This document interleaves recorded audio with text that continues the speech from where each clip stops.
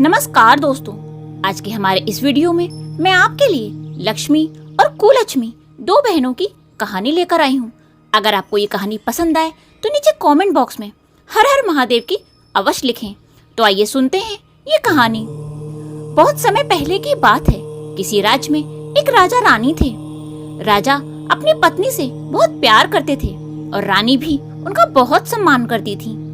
अगर राजा एक पल के लिए भी रानी को नहीं देखते तो वे बेचैन हो जाते थे। राजा अपनी रानी से इतना प्रेम करते थे कि अगर रानी कुछ देर के लिए भी इधर उधर चली जाती तो राजा को घबराहट हो जाती थी। धीरे धीरे समय बीतता गया और रानी ने 9 महीने के बाद एक पुत्री को जन्म दिया। लेकिन पुत्री के जन्म के साथ ही रानी की मृत्यु हो गई। जब यह समाचार राजा को मिला तो वे बहुत दुखी हुए और रानी की मृत्यु का दोष अपनी पुत्री को देने लगे। राजा को लगता था कि इसी के कारण रानी मुझे छोड़कर चली गई है, जिसके कारण राजा अपनी ही पुत्री से नफरत करने लगे। एक बार राजा ने दाई से कहा कि इसको मारकर कहीं फेंक आओ, मैं इसका मुंह भी नहीं देखना चाहता। यह कुलक्ष्मी है। यह सब सुनकर दाई को उस बच्ची पर बहुत दया आई और उसने राजा से विनती की, महाराज आप कुछ मत कीजिए, मैं इस राजकुमारी को पाल लूंगी। आप इसे बस महल में ही रहने दीजिए, आप इतना बड़ा अनर्थ मत कीजिए। दाई के बहुत विनती करने पर राजा मान गए। दाई कुलक्ष्मी का पालन पोषण करने लगी। धीरे धीरे वह कन्या बड़ी हो गई। अपने ही महल में रहकर वह दिन भर नौकरों की तरह काम करती थी। राजा हमेशा उसे दुत्कारते रहते। वो उसे देखना भी पसंद नहीं करते थे। कुछ समय के बाद राजा ने दूसरी शादी कर ली। राजा दूसरी रानी से भी बहुत प्रेम करने लगे। धीरे धीरे समय बीतता गया और नई रानी ने भी एक कन्या को जन्म दिया। राजा अपनी पुत्री को पाकर बहुत खुश हुए और उन्होंने उसका नाम लक्ष्मी रखा। राजा की दोनों बेटियां महल में ही पलने लगी। एक बेटी राजकुमारी की तरह रहती और दूसरी बेटी नौकरानी की तरह। धीरे धीरे राजा की दोनों बेटियां विवाह के योग्य हो गईं। एक बार की बात है, कुलक्ष्मी बाहर सफाई कर रही थी तो उसने कुछ साधु महात्माओं को प्रवचन देते हुए देखा। वह सारा काम छोड़कर वहाँ बैठकर भजन कीर्तन सुनने लगी। उसे वह बहुत अच्छा लगा। अब तो वह हर रोज काम से समय निकालकर वहाँ चली जाती। वहाँ वह ज्ञान की बातें सुनती, जिससे वह बहुत ज्ञानी हो गई। अब वह हर रोज पूजा पाठ करती, भगवान शिव को जल चढ़ाती, माता पार्वती और लक्ष्मी जी की पूजा भी करती। एक बार राजा के मंत्रियों ने कहा कि महाराज अब आपकी पुत्री बड़ी हो गई है, अब उसका विवाह कर देना चाहिए। राजा ने कहा ठीक है, मैं इस बारे में रानी से बात करता हूँ। राजा ने रानी से कहा तो रानी बोली, महाराज अगर आप कुलक्ष्मी के लिए लड़का ढूंढें तो कोई अंधा या लूला लंगड़ा ही देखना, क्योंकि यह तो कुलक्ष्मी है, जिस घर में भी जाएगी वहाँ सब कुछ बर्बाद कर देगी। इससे अच्छा होगा कि इसके लिए पहले से ही कोई गरीब घर देखें। रानी का यह सुझाव राजा को भी अच्छा लगा। राजा ने अपने पंडित से कहा कि जाइए कुलक्ष्मी के लिए कोई गरीब लड़का ढूंढ कर लाइए, उसी से कुलक्ष्मी का विवाह होगा। पंडित कुलक्ष्मी के लिए वर ढूंढने निकल गया। चलते चलते पंडित को एक भिखारिन दिखाई दी।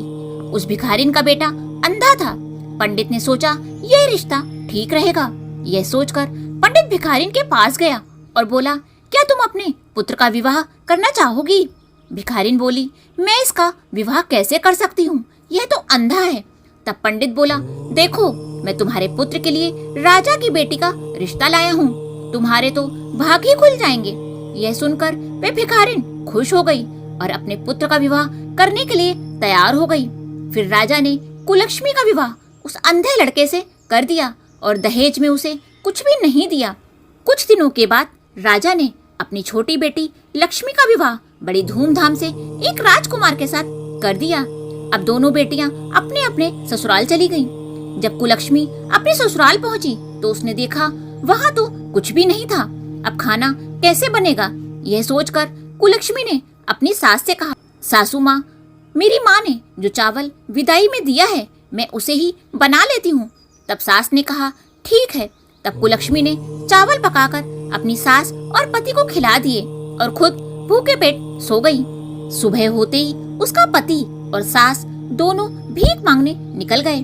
शाम को जब वो दोनों वापस आए तो कुलक्ष्मी ने अपनी सास से कहा कि माँ जी, आप लोग जो भीख मांगकर लाते हैं उससे हमारा गुजारा नहीं होता। आप आज्ञा दें तो मैं भी कुछ काम कर लूं। तब सास ने कहा, बहू तुम तो एक राजकुमारी हो, तुम काम कैसे कर पाओगी? तो कुलक्ष्मी बोली, माँ जी मुझे काम करने की आदत है, मैं कर लूंगी। तब सास बोली कि मुझे एक बात समझ नहीं आई कि तुम इतनी रूपवान व गुणवान हो तो तुम्हारे पिता ने तुम्हारा विवाह मेरे घर में कैसे कर दिया? कुलक्ष्मी ने कुछ भी जवाब नहीं दिया। वह सुबह होते ही एक टोकरी ककड़ी लेकर बेचने निकल गई। वह ककड़ी लेकर शिव मंदिर के पास बैठ गई। धीरे धीरे उसकी सारी ककड़ी बिक गई, सिर्फ 2-4 ककड़ी बची। उधर भगवान शिव और माता पार्वती को कुलक्ष्मी की परीक्षा लेने की इच्छा हुई तो वे दोनों भेष बदलकर कुलक्ष्मी के पास पहुंच गए। माता पार्वती ने भगवान शिव से कहा, प्रभु मेरी ककड़ी खाने की इच्छा हो रही है, क्या हम ये ककड़ी ले सकते हैं? भगवान शिव बोले, नहीं, अगर हम उससे ककड़ी लेंगे तो हमें उसे कुछ देना होगा। तो माता पार्वती ने कहा, नहीं, मुझे तो ये बिना पैसों के ही चाहिए। माता पार्वती जिद करके कुलक्ष्मी के पास गईं और बोली, बेटी मुझे बहुत भूख लगी है लेकिन मेरे पास पैसे नहीं हैं, क्या तुम मुझे ये ककड़ी दे सकती हो? तो कुलक्ष्मी बोली, आप तो मेरी माँ के समान हैं, आप ये ककड़ी खा लो, मुझे पैसे नहीं चाहिए। मेरी माँ तो बचपन में ही गुजर गई थी और मेरे पिता मुझसे नफरत करते हैं, वो मुझे देखना भी पसंद नहीं करते। मेरे पास सब कुछ है, बस एक माँ की ही कमी थी, आज वो भी पूरी हो गई। माता पार्वती ने खुशी खुशी ककड़ी खा ली और बोली, बेटी मैं बहुत दूर से आई हूँ, मेरे पैर में बहुत दर्द हो रहा है, क्या तुम मेरे पैर दबा दोगी? कुलक्ष्मी ने माता पार्वती के पैर दबाए तो वह वहीं सो गईं। माता पार्वती सोचने लगी, यह तो कितनी अच्छी है, फिर भी भगवान शिव इसकी परीक्षा लेने आए हैं। कुछ देर के बाद माता पार्वती उठी तो उन्होंने कुलक्ष्मी से कहा, बेटी तुम्हें क्या चाहिए? कुलक्ष्मी ने कहा, माँ मुझे कुछ नहीं चाहिए। तब माता पार्वती ने एक मुट्ठी भभूत कुलक्ष्मी को दे दी और बोली, इसे ले जाकर अपने घर में रखना। शाम को कुलक्ष्मी ने घर आकर अपनी सास को सारी बात बताई। सास बोली, बेटी अगर साधु महात्मा कुछ देते हैं तो उसका सम्मान करना चाहिए, तुम इसे अच्छे से कहीं रख दो। कुलक्ष्मी ने थोड़ी भभूत को बक्से में, थोड़ी भभूत रसोई घर में रख दिया और सो गई। सुबह उठकर कुलक्ष्मी ने देखा तो उसकी झोपड़ी की जगह आलीशान महल था। उसे बहुत आश्चर्य हुआ। फिर उसने अपनी सास को उठाया तो वह बोली, बेटी ये सब क्या है? कुलक्ष्मी बोली, यह सब भगवान शिव और माता पार्वती की कृपा है, वो भभूत देने वाले कोई और नहीं बल्कि माता पार्वती और भगवान शिव ही थे।